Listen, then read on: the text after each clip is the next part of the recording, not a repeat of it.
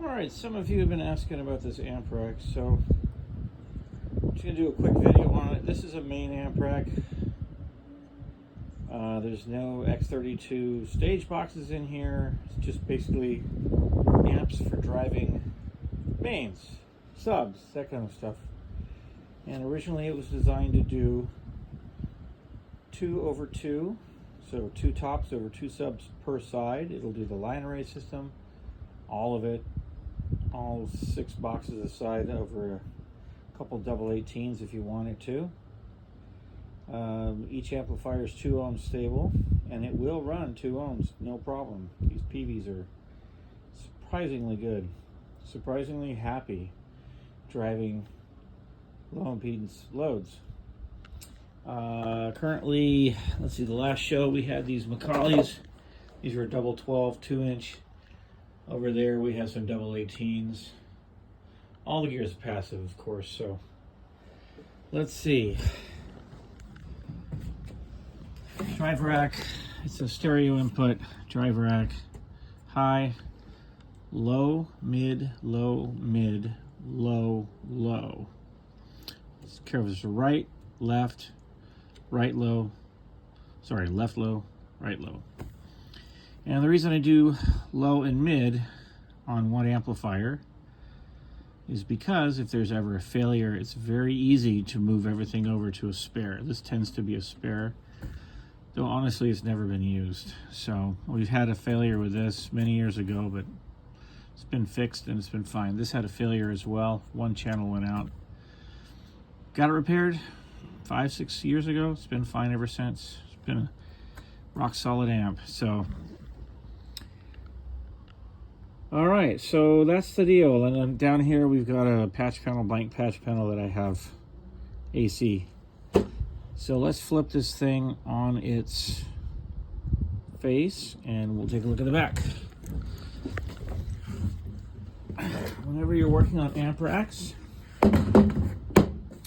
important to put the covers on. Just do a latch on each side and flip it. So, how's it work on the back? So you got good ventilation here. Left and right inputs. This is Ethercon for the network control of the Driverack, which is iPad controlled if you like. 2 outputs for left sub, 2 outputs for right sub, 1 for the tops, 1 for the tops, left and right. So these only carry information on pin 1, that fell over, pin 1. Pin 1 carries mid, pin 2 carries highs. Perfect for biamp, it protects the highs. No issues there. So amplifiers are all run. You can see these little switches in here. Full range. Why full range? Because the DBX covers everything. Inputs are labeled. Low left, mid left.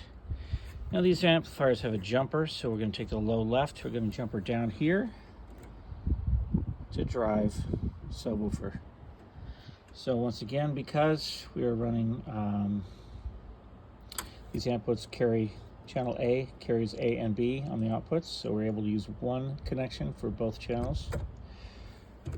Left, low mid, right, low mid, left, low, low. This amplifier is a original Gen 1 IPR, so each channel gets highs. And of course, the cable is labeled. Also, the power takes 2 circuits to drive this. I don't know if you can see this. The tails, these are Hubble 5266Cs, wonderful. AC1, AC2.